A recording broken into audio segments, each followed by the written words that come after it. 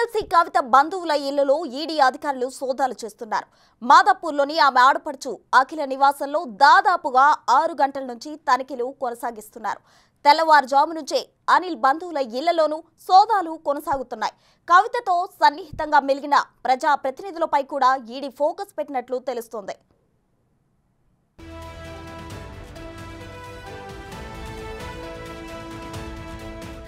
మరిన్ని వివరాలు మా ప్రతినిధి రానా లైవ్ లో అందించడానికి సిద్ధంగా ఉన్నారు. రానా, చెప్పండి, ఇప్పటికే ఈడీ అధికారులు కవిత బంధువుల ఇళ్లపై సోదాలు చేస్తున్నారు. ఇంకా ఎవరెవరి గృహాలపై సోదాలు చేసే అవకాశాలు ఉన్నాయంటారు?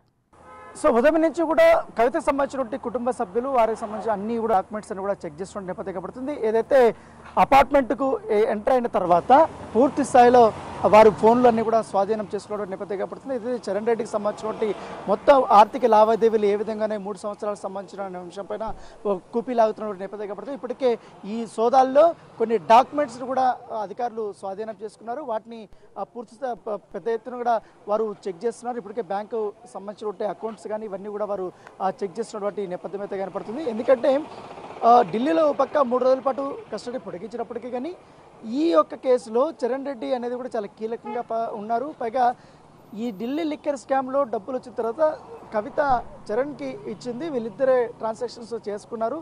పలు వేరే వ్యాపారాలకి ఈ యొక్క డబ్బులు వినియోగించారంటూ కూడా ఈడీ అధికారులు వారు అనుమానిస్తున్నటువంటి నేపథ్యంగా కనపడుతుంది.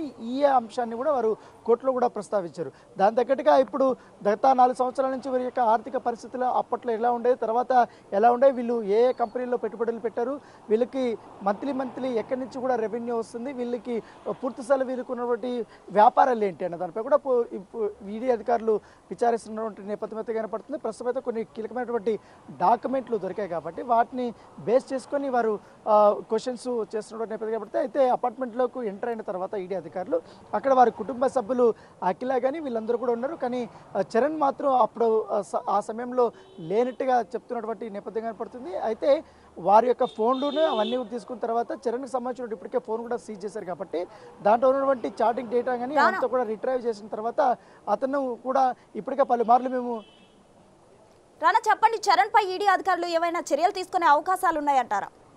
ఖచ్చితంగా తీసుకునే అవకాశం ఉంది. ఈ సోదాలు ముగిసిన తర్వాత చరణ్ని మరొకసారి విచారణకు పిలిచే అవకాశం ఉంది. గతంలో కూడా 2-3 సార్లు అతను పిలిచినప్పటికీ అతను రెస్పాండ్ కాలేదు, పైగా విచారణకు కూడా రాలేదు.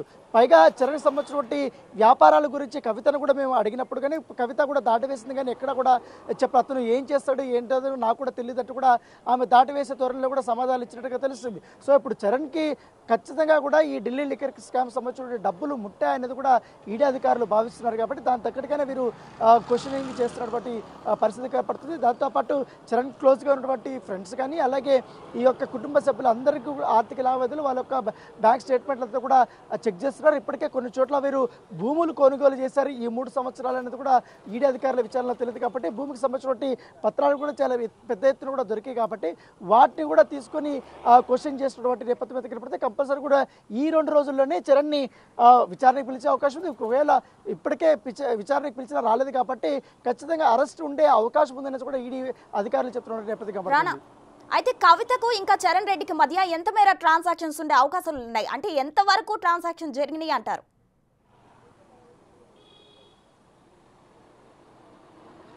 సో దాదాపు 40 నుంచి 45 కోట్ల వరకు కూడా ఈ యొక్క ట్రాన్సాక్షన్స్ జరిగింది అనేది కూడా ఈడీ అధికారులు వారు చెప్తున్నటువంటి మాటలు. కానీ అది మాత్రం ప్రాథమికంగా కొన్ని ఎవిడెన్స్ ద్వారా కూడా అంత మాత్రం వరకు లావాదేవీలు జరుగుతాయనేది వాళ్ళు చెప్తున్నప్పటికీ కానీ చాలా పెద్ద మొత్తం వీళ్ళకి చేతులు మారాయనేది కూడా ఇప్పుడు ఇన్వెస్టిగేషన్లో పూర్తిస్థాయిలో తెలుస్తుంది. ఇప్పుడు చరణ్ సంబంధించిన కుటుంబ సభ్యులు కానీ వీళ్ళందరినీ కూడా క్వశ్చన్ చేస్తున్నాం కాబట్టి ఈ క్వశ్చన్ చేసిన తర్వాత వీరు ఆస్తుల పెరుగుదల కానీ వీరు ఎంతవరకు పెట్టుబడులు పెట్టారు కానీ వీరికి ఎక్కడి నుంచి డబ్బులు వచ్చాయి, వీరి అకౌంట్లోకి వచ్చాయి, లేకపోతే ఇంకా వీరు కూడా బినామీలు మెయింటైన్ చేస్తారా ఏం చేస్తున్నారా లేదన్నది కూడా అన్ని ఈ యొక్క సోదాలు అయిపోయిన తర్వాత వాటిని దొరికినటువంటి ఈ యొక్క డాక్యుమెంట్స్ కానీ ఈ లావాదేవీలకు సంబంధించిన ఇన్ఫర్మేషన్ అవన్నీ కూడా వేరు చేసుకున్న తర్వాత ఎంతవరకు కవిత నుంచి ఇక్కడికి వెళ్ళేది. ఎందుకంటే ఇప్పుడు చరణ్ చెప్తున్నటువంటి ఒక స్టేట్మెంట్ ఉంది, కవిత చెప్తున్నటువంటి ఒక స్టేట్మెంట్. కవిత అయితే నేనైతే నాకు సంబంధం లేదు, అతను ఏ వ్యాపారాలు చేస్తాడో కూడా చెప్పాడు కాబట్టి ఖచ్చితంగా చరణ్ని పూర్తి స్థాయిలో విచారిస్తే ఈ కేసులో ఎంతవరకు డబ్బులు చేతులు మారాయనేది కూడా క్లారిటీ వస్తుందనేది కూడా ఈడీ అధికారులు భావిస్తున్నారు. దాని తగ్గట్టుగానే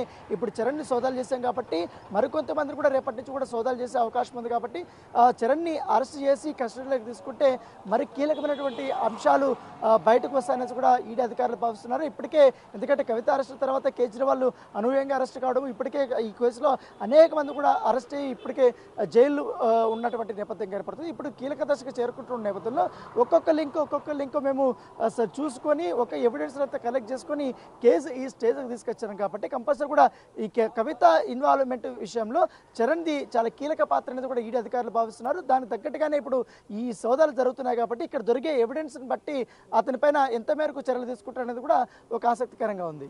రైట్, థ్యాంక్ యూ రానా.